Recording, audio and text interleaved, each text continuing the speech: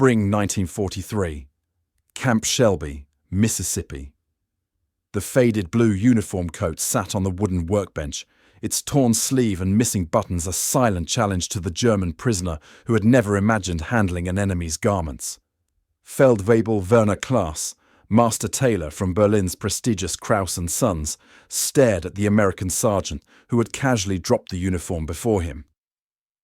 After 3 years serving in Rommel's Afrika Corps, where he'd maintained the Reich's precise military appearance under desert conditions, this request defied everything he understood about military protocol.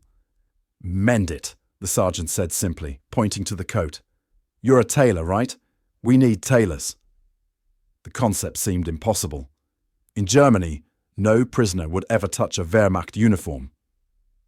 Enemy hands on German military garments was unthinkable, a violation of military security, an invitation to sabotage. Yet here stood an American offering his uniform to an enemy soldier, complete with access to needles, scissors, and other potential weapons. Across American prison camps that spring, similar scenes unfolded as U.S. military authorities identified skilled tailors among the 371,683 German POWs now under their custody. These craftsmen, many trained through Germany's rigorous 3-year apprenticeship system, were being handed American military garments with a casual trust that contradicted everything Nazi propaganda had prepared them for. They expected harsh labor, perhaps in fields or factories far from military operations. Instead, they found themselves handling the very uniforms worn by their captors. Camp Shelby's newly established tailor workshop, a converted barracks equipped with 15 Singer sewing machines, represented an approach to enemy prisoners that would systematically dismantle core Nazi beliefs more effectively than any re-education program. The mathematics of pragmatism were being written in thread and wool, in brass buttons and canvas reinforcements, revealing an American confidence that rendered German suspicion not as security, but as waste of valuable skills. What began as confusion would evolve into complete reassessment of American character. The tailor's hands. When Afrika Corps units surrendered in Tunisia during May 1943, approximately 250,000 German and Italian soldiers entered Allied captivity. Among them were skilled tradesmen whose expertise would soon be catalogued through systematic interviews. Military records show 624 professional tailors identified in the initial processing, their civilian occupations noted alongside their military ranks. These veteran desert fighters who had maintained immaculate uniforms under Rommel's strict standards expected harsh treatment as prisoners. Nazi propaganda had prepared them for American brutality and exploitation. Instead, within weeks of arrival at permanent camps, they encountered an American pragmatism that valued skills over enmity. The systematic employment of enemy craftsmen began immediately, though its psychological impact would only be understood later. "We expected to be treated as the enemy," Feldwebel Klass would later write in a letter intercepted by military censors. "Instead, the Americans handed me their uniforms as if I were still a respected tradesman." This confusion about American priorities began our education. The Army Service Forces, struggling with domestic labor shortages and mounting uniform repair backlogs, saw the German tailors as an obvious resource. Quartermaster records from June 1943 document the establishment of repair shops at 27 POW camps nationwide, processing approximately 80,000 uniform items monthly by year's end. Instruction manuals for American uniform specifications were translated into German, with technical terminology precisely rendered for the prisoners' use.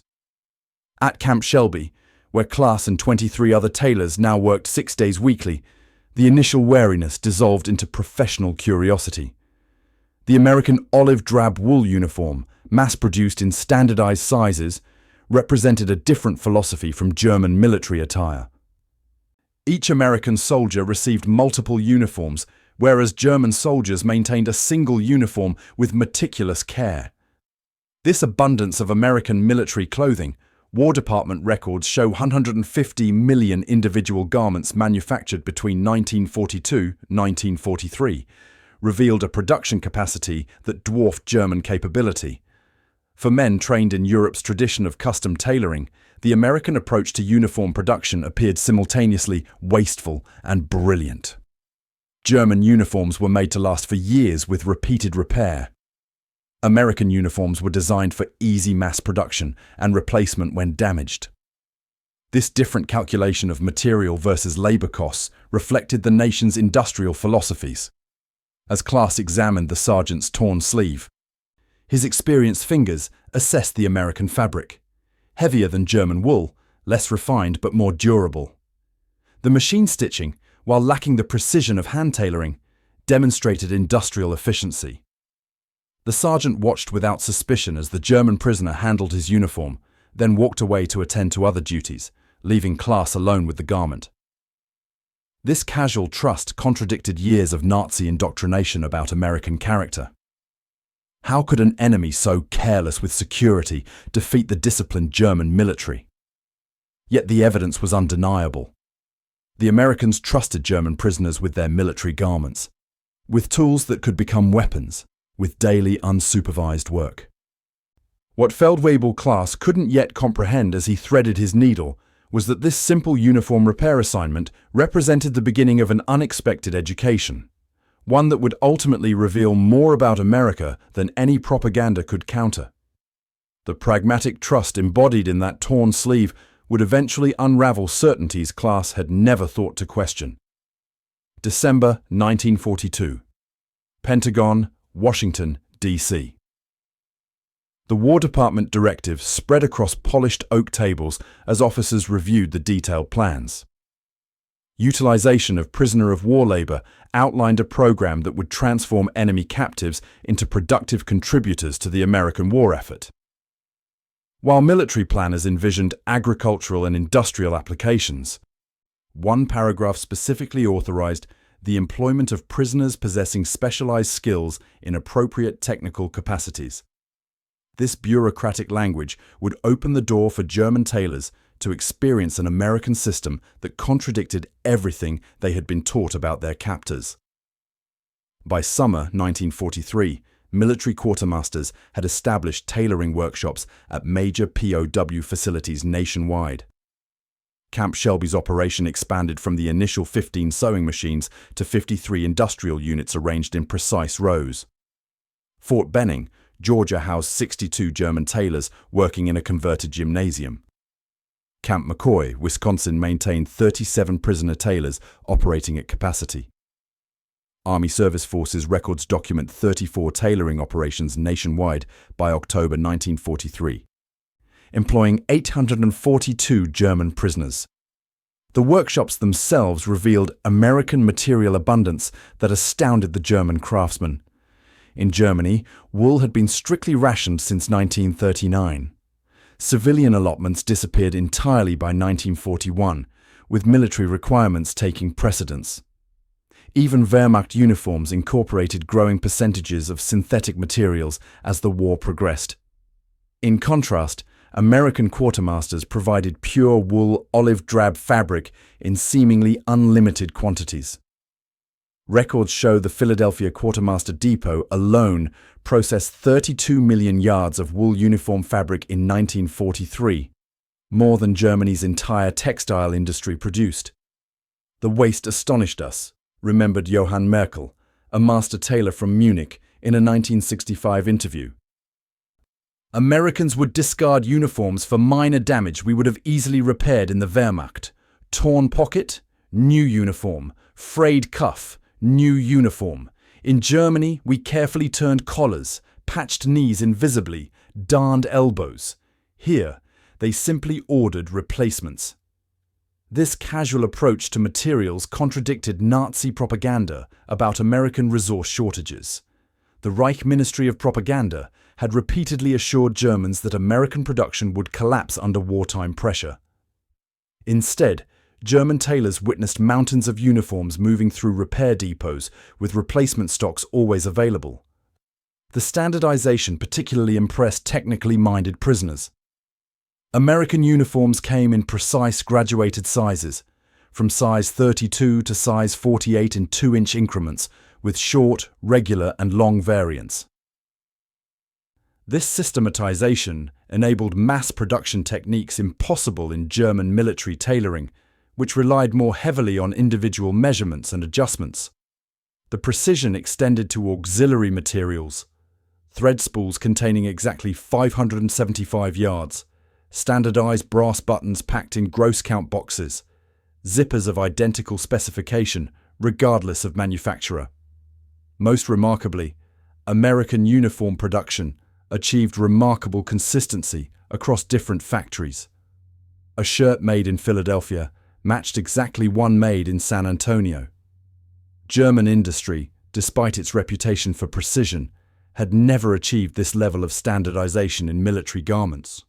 Wehrmacht uniforms from different production facilities often varied noticeably in cut and finish, requiring significant hand adjustment. Quartermaster records confirm that POW tailor workshops received weekly deliveries of repair materials, thread, buttons, zippers, reinforcement canvas, and replacement fabric swatches, in quantities that seemed extravagant to German eyes. Camp Shelby alone consumed approximately 12,000 yards of thread and 7,500 buttons monthly during peak operation. This abundance resulted not from special allocation, but from standard American supply calculations that prioritized maximum productivity over material conservation. These supply practices revealed fundamental differences in industrial philosophy. German military production emphasized material efficiency and craftsmanship, while American systems prioritized labor efficiency and replacement over repair when economically justified. The contrast became even more evident when German prisoners compared American enlisted men's and officers' uniforms. While German officers received custom tailoring that distinguished them instantly from enlisted ranks, American officer uniforms differed primarily in insignia and fabric quality, not fundamental construction. An American private's uniform and a colonel's uniform are essentially the same design, differing only in details, noted Feldwebel Stefan Gruber in a letter home that military censors preserved. This standardization explains how they produce such quantities. They sacrifice perfect fit for speed of production. As the workshops reached full operation by late 1943, German tailors made another discovery that contradicted their expectations. American soldiers received multiple uniform sets, typically 4 complete changes. Wehrmacht soldiers maintained 2 uniforms at most, often just one toward the war's end. This multiplicity enabled American soldiers to maintain appearance standards while sending garments for cleaning or repair. The entire system prioritized the soldier's function over resource conservation. The prisoners also discovered that American uniform design incorporated lessons from battlefield experience, with reinforcement at stress points and practical modifications based on combat reports. This adaptability impressed German tailors, who had worked with essentially unchanged Wehrmacht designs throughout the war. The American uniform evolved continuously, with 14 documented modifications to the Standard Army jacket between 1941 and 1943 alone. By the end of 1943, American authorities recognized the productivity of their German tailor workforce. Military records document these POW workshops processing 1.2 million individual uniform items that year, from minor repairs to complete reconstructions of damaged garments. The program's success led to expanded operations and increased responsibility for the prisoners, who found themselves trusted with increasingly complex work. The German tailors, initially bewildered by American methods, began to appreciate the underlying logic of a system that seemed simultaneously wasteful and extraordinarily efficient. January 1944, Fort Benning, Georgia. Feldwebel Otto Müller frowned as he examined the machine-stitched seam on the American combat jacket. His trained fingers traced the rapid, even stitches, functional, but lacking the refined touch of hand tailoring. After 4 years of war and 6 months in American captivity, this master tailor from Hamburg still found himself conflicted by American methods. The speed was undeniable, but the craftsmanship felt foreign to a man who had spent 3 years as an apprentice learning to create perfect, invisible stitches. No German officer would accept such work, he remarked to Karl Weber, a fellow prisoner working at the adjacent table. See how the thread tension varies slightly? In Hamburg, my master would have made me rip this out and begin again. The cultural collision between German craftsmanship and American mass production created daily friction in POW tailor workshops across the United States. German tailoring tradition emphasized meticulous hand skills developed through years of rigorous apprenticeship. A proper German tailor spent his first year learning only to thread needles correctly and make basic stitches. The second year introduced simple repairs, and only in the third year would an apprentice attempt complete garments under close supervision. This system produced craftsmen who took immense pride in their precision and viewed their work as an expression of German cultural superiority. American tailoring, by contrast, emphasized speed and standardization. Many American uniform workers received just 6 weeks of training before joining production lines. They operated specialized machines designed for specific tasks. One worker might spend their entire day attaching pockets, another setting sleeves. The system prioritized volume over individual craftsmanship, an approach that initially struck German tailors as crude and wasteful. They sacrificed quality for quantity, wrote Unteroffizier Wilhelm Bauer in a letter that military censors documented. Yet, somehow their soldiers appear better dressed than ours in the field. This contradiction challenges everything we believed about American capability. The clash of approaches manifested in specific criticisms German prisoners voiced in workshop reports. They considered American buttonholes machine-stitched rather than hand-finished. They found fault with simplified sleeve construction that prioritized rapid assembly over perfect drape. They criticized the elimination of interior canvas structures that German uniforms employed for shape retention. Each simplified feature represented, to German eyes, evidence of American corner cutting and inadequate standards. Yet as weeks passed, many prisoners began noticing unexpected strengths in the American approach. The simplified construction made field repairs easier for soldiers without access to tailors. The standardized sizing system enabled rapid replacement of damaged uniforms. The machine-washing durability of American garments proved superior to German uniforms requiring careful hand maintenance. The pragmatism they initially dismissed as laziness revealed itself as thoughtful engineering for battlefield conditions. By spring 1944, something remarkable happened in workshops across the country. German prisoners began offering suggestions to improve American designs. At Camp Shelby, Mississippi, Master Sergeant Frederick Collins documented receiving 37 design modifications from POW tailors between March and June 1944. Of these, 14 were implemented in production. These ranged from reinforced stitching patterns at stress points to modified pocket designs that improved water resistance. The prisoners, initially critical of American methods, now applied their expertise to enhance them. The War Department, recognizing this unexpected benefit, established formal channels for POW improvement suggestions. Quarterly reports show 126 prisoner-originated modifications adopted by Quartermaster Corps between 1944 and 1945, generating documented production improvements and durability enhancements. The improvements saved an estimated $3.2 million in materials and reduced repair frequency by approximately 14% for modified garments. Exposure to American tailoring publications accelerated this transformation. Camp libraries received regular copies of Women's Wear Daily, Modern Textiles, and technical journals from the garment industry. These publications, made available to prisoner tailors, revealed American fashion and textile advances unknown in wartime Germany. Many POWs discovered that American textile engineering, far from primitive, represented cutting-edge innovation in synthetic fabrics, water-resistant treatments, and manufacturing techniques. Otto Müller's perspective shifted dramatically after reading a technical article about American production techniques. This wasn't mere corner cutting, he later explained in a 1952 interview. It was a completely different philosophy of clothing manufacturing, emphasizing the scientific rather than the traditional. They had studied every movement, calculated every stitch for maximum efficiency.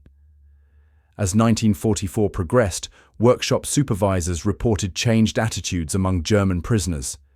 The initial criticism gave way to professional respect and eventually to active engagement with American methods. Prisoners began requesting permission to experiment with hybrid techniques, combining German precision with American efficiency. Camp commanders, recognizing potential benefits, generally approved these initiatives, which yielded productive innovations. Perhaps most significantly, prisoners began questioning Nazi claims of German technical superiority. If American production methods could clothe millions of soldiers effectively, while German civilians faced increasing shortages, perhaps other Nazi assertions deserved scrutiny. This realization rarely manifested as overt political conversion, but rather as quiet reassessment of deeply held assumptions. "I came to America believing Germans made the finest military uniforms in the world," Karl Weber wrote in a censored letter home. "Now I wonder if finest means most elaborate or most practical. Our beautiful handwork looks impressive on parade grounds, but American uniforms serve their purpose more effectively in battle conditions." By late 1944, these prisoner workshops had become unexpected spaces of cultural exchange and ideological reconsideration. German tailors who initially approached American uniforms with contempt now studied them with professional interest. The workshop at Fort Benning even established an informal competition where prisoners and American tailors exchanged techniques, each side learning from the other. This practical cooperation, built around shared professional identity rather than national allegiance, quietly undermined years of Nazi indoctrination more effectively than any propaganda program could have achieved. September 1944. Camp McCoy, Wisconsin. Hauptfeldwebel Dieter Hoffmann carefully measured the broad shoulders of the American colonel standing before him. The officer remained perfectly still as the German prisoner circled him with a measuring tape, noting dimensions on a small pad. This scene would have been unimaginable a year earlier. An enemy officer trusting a captured German soldier not only with his uniform but with his physical presence. Yet such interactions had become routine as American authorities expanded the responsibilities entrusted to German tailor prisoners. The evolution from basic mending to complex tailoring assignments occurred gradually across the POW workshop system. Military records document this progression clearly. In July 1943, prisoners performed only basic repairs, replacing buttons, patching tears, fixing seams. By October 1943, they handled complete garment reconstruction. January 1944 saw them altering uniforms for non-standard sizes. By mid-1944, the most skilled were creating custom uniforms for officers and specialized units, work requiring intimate measurements and extensive unsupervised access to American military personnel. "The Americans have a strange concept of security," wrote Anton Schmidt, a Leipzig tailor, in a letter that military censors preserved. "Today I altered the dress uniform of a brigadier general who commands thousands of men. He stood before me in his undershirt while I measured him, discussing the Pacific campaign as casually as if I were his personal tailor rather than an enemy soldier." This expanding trust extended beyond officer uniforms to specialized military equipment. At Fort Benning, German prisoners produced customized gear for paratrooper units, harness reinforcements, modified jump jackets, specialized equipment bags. Camp Shelby's workshop received assignments to create custom camouflage materials for Marine Corps sniper units. Camp Gordon, Georgia housed a unit of German tailors producing prototype designs for cold weather gear based on their experience with Russian winter conditions. The productivity of these operations impressed even skeptical American commanders.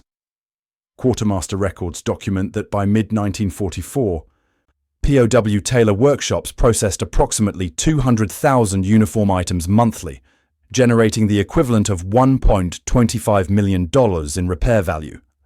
A single German tailor typically completed work equivalent to 3 civilian employees, combining speed with craftsmanship that civilian contractors often couldn't match. This efficiency convinced military authorities to expand the program, despite occasional security concerns. The payment system further reinforced the prisoners' changing perspective. Initially earning 80 cents daily for their labor, skilled tailors later received up to 1.20 daily based on productivity. These wages, modest by American standards, accumulated significantly over months of captivity. By the war's final year, many German tailor prisoners had account balances exceeding $300, substantial sums that could be spent at camp canteens or saved for eventual return to Germany. Most remarkably, prisoners began sending portions of their earnings to Germany through international Red Cross channels. Records show approximately 63% of German prisoner tailors established regular payment transfers to family members in Germany. These transfers, typically $5 to $10 monthly, provided crucial support to relatives facing increasingly desperate conditions. The irony was inescapable. German soldiers in American captivity financially supporting German civilians in Reich, freedom. "I earn more as an American prisoner than I did as a German soldier," noted Wilhelm Stein in a censored letter. "My wife writes that my monthly transfers feed our children better than most of their neighbors eat. This American generosity toward enemies makes no sense according to what we were taught." As the European war entered its final phases, prisoner tailors increasingly encountered special projects that further demonstrated American trust. When President Roosevelt died in April 1945, workshops at 3 POW camps received rush orders to prepare ceremonial uniforms for honor guards participating in memorial services. German prisoners who had once sworn allegiance to Hitler now stitched mourning bands for the American commander-in-chief's funeral. The experience at Camp Clinton, Mississippi, illustrated this transformation dramatically.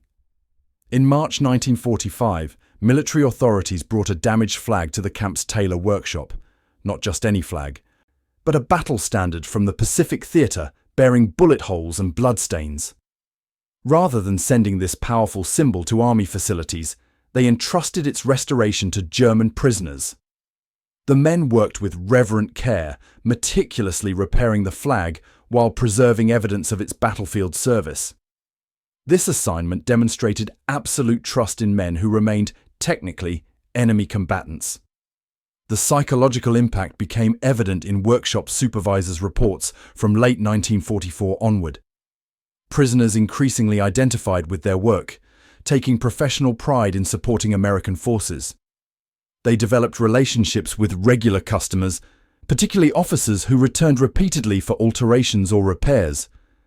These connections, based on mutual respect between craftsmen and clients, transcended national boundaries in ways political re-education could never achieve. As news of Allied advances into Germany reached the camps, many prisoners experienced divided loyalties. They worried about families in cities facing bombardment, while simultaneously recognizing that their own living conditions exceeded what many German civilians experienced. Military intelligence reports documented decreased expression of Nazi sentiments in tailor workshops compared to other POW work assignments. The daily demonstration of American trust and fair treatment contradicted core Nazi ideology more effectively than any counter-propaganda. By early 1945, German tailor prisoners had collectively produced or repaired millions of American uniform items. Their hands had touched the garments of soldiers fighting against their homeland.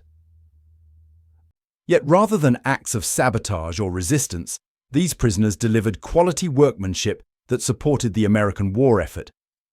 The transformation wasn't primarily political, many remained patriotic Germans, but rather a shift in perception about American character and the nature of the conflict.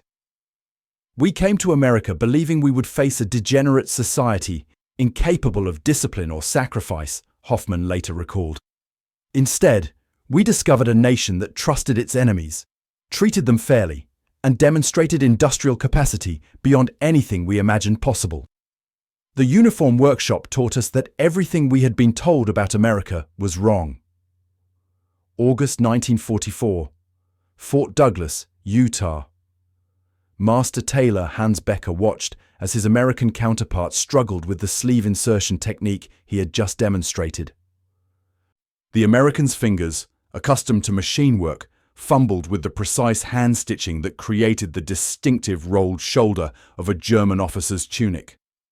After 3 attempts, the Americans successfully replicated the technique, his face brightening with accomplishment.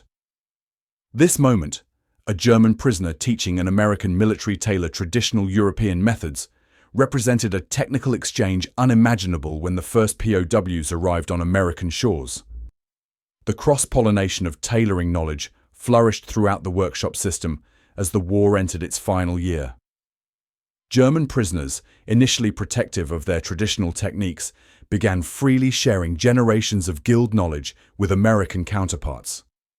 Simultaneously, they adopted American innovations that improved efficiency without sacrificing quality. This technical exchange, documented in quartermaster training materials developed during 1944-45, preserved specialized knowledge that might otherwise have been lost. The Americans' approach to pattern making astounded me, wrote Heinrich Müller, a former cutting master from Cologne's prestigious Weber & Sons tailoring house, in notes preserved in military archives. Their use of standardized blocks with systematic size gradations achieves in hours what would require days using our traditional methods. Yet their patterns lack the subtle anatomical compensation our system incorporates. By combining approaches, we've created something superior to either tradition alone. Specific techniques flowed in both directions across this unexpected cultural bridge. German prisoners introduced Americans to traditional hand tailoring methods, the padded lapel construction that created elegant roll and drape, the specialized canvas interfacing that maintained shape through repeated wear, the distinctive sleeve head treatment that allowed freedom of movement while maintaining a structured appearance. These techniques, previously limited to expensive bespoke garments in America, entered mainstream military tailoring through this exchange. From American tailors, German prisoners adopted transformative production innovations. Paper pattern-making systems that enabled precise size standardization, efficient cutting layouts that minimized fabric waste, specialized machine applications that maintained quality while increasing speed, modular garment construction that facilitated mass production without sacrificing structural integrity.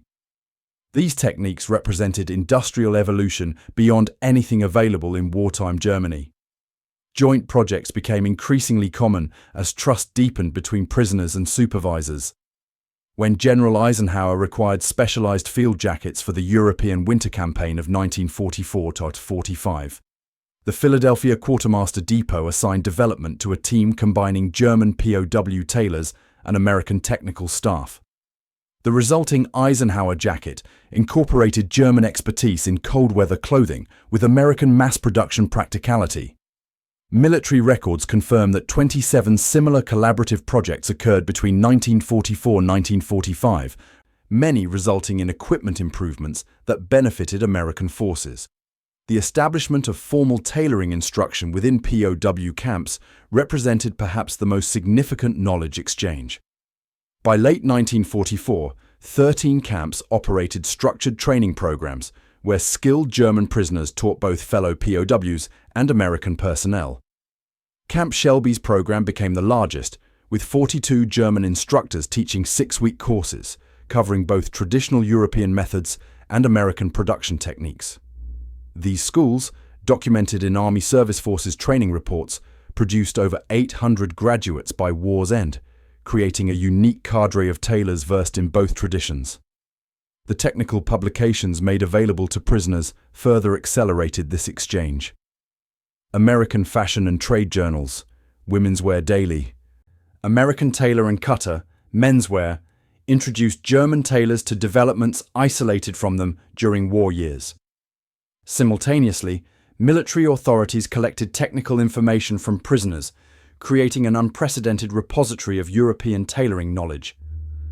The Quartermaster Corps published 3 technical manuals incorporating German techniques during 1944-45, preserving specialized skills that might otherwise have been lost amid Europe's destruction. The professional respect emerging from this exchange transcended wartime divisions.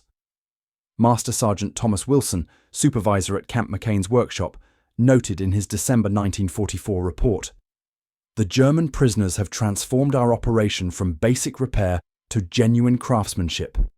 Their willingness to share centuries of guild knowledge, combined with their adoption of our production methods, has created a unique hybrid system superior to either approach alone.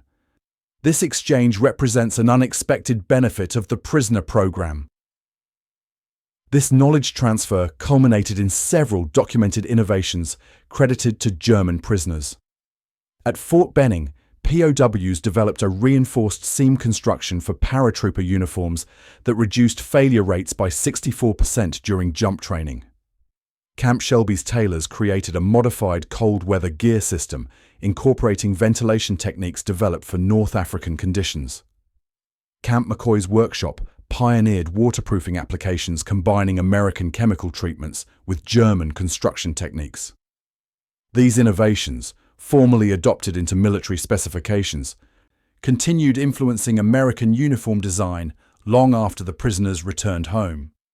The access prisoners gained to American publications extended beyond technical journals to include fashion magazines and civilian clothing catalogues. These materials, seemingly non-controversial from a security perspective, delivered profound impact by revealing American consumer culture. Sears Roebuck catalogues showing ordinary Americans purchasing multiple clothing items challenged Nazi depictions of American scarcity. Fashion magazines displaying evolving styles contradicted claims that Americans faced wartime deprivation. Mail-order business models revealed distribution systems unimaginable in war-restricted Germany.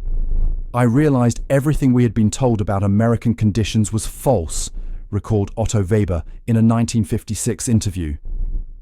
The Sears catalogue showed ordinary workers buying suits of quality our middle class couldn't access during peacetime, let alone during war.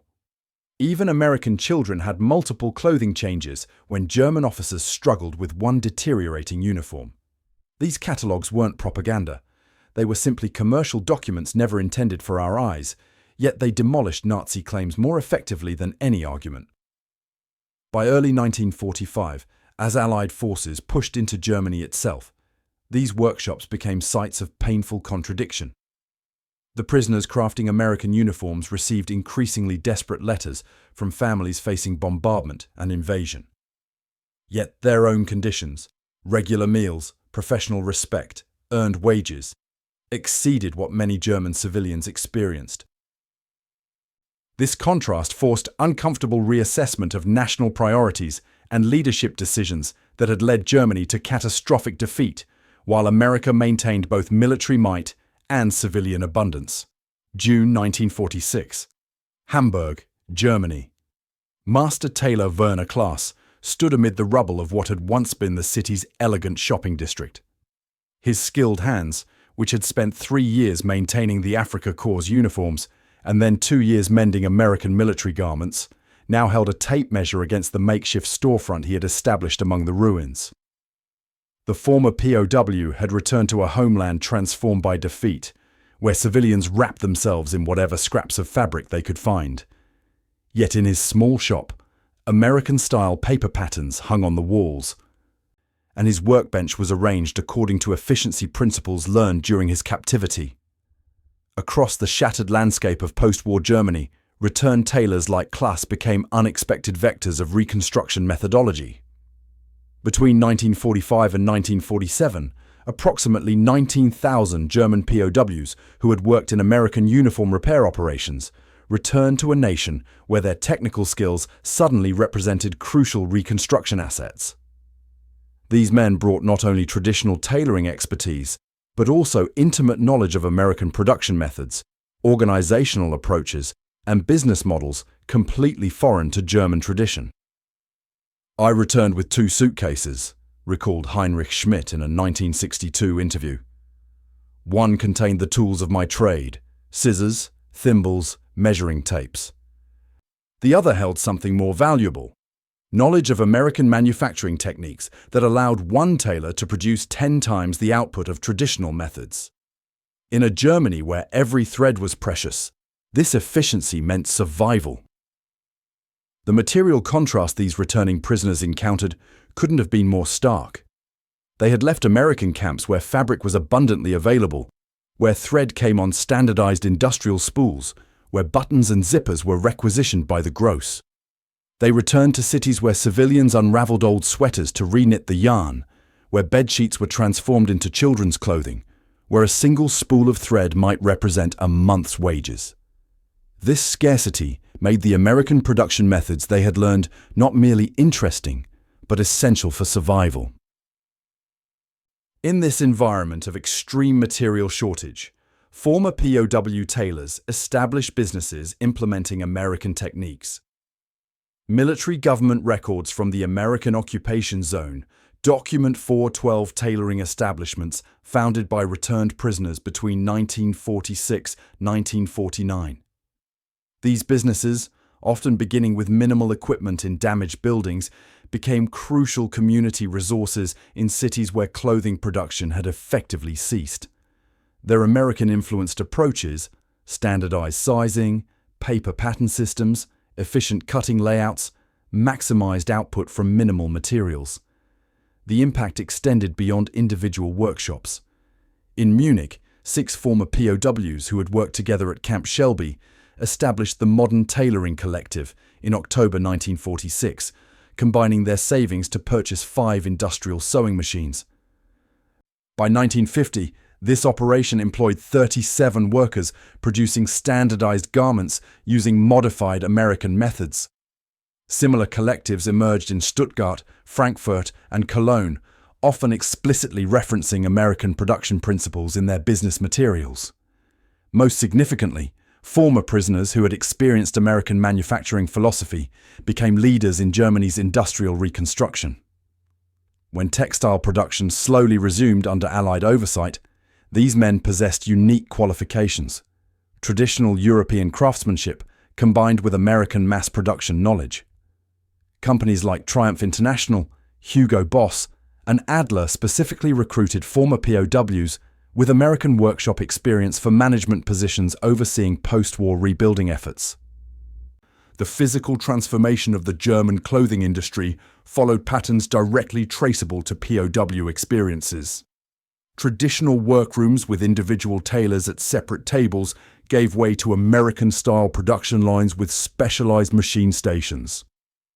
Paper pattern systems replaced traditional cutting methods. Standardized sizing based on American models supplanted European custom measurements. These changes, documented in German industry publications from 1947–1952, explicitly credited American influence brought home by returned prisoners.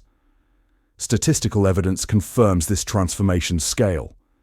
In 1939, Germany's clothing industry comprised approximately 4,800 small workshops, averaging 8 employees each.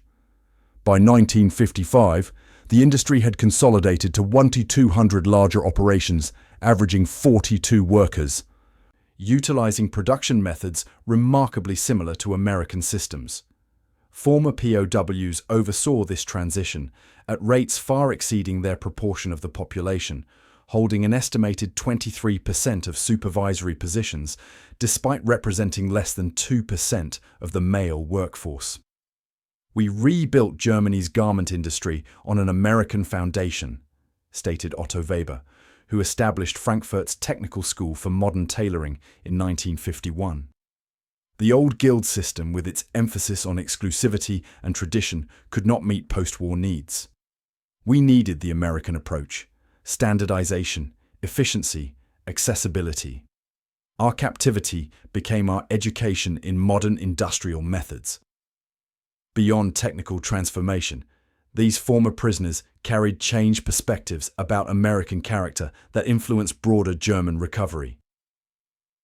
Men who had expected harsh treatment as enemies, but instead experienced professional respect and fair compensation, returned with fundamentally altered views about American society.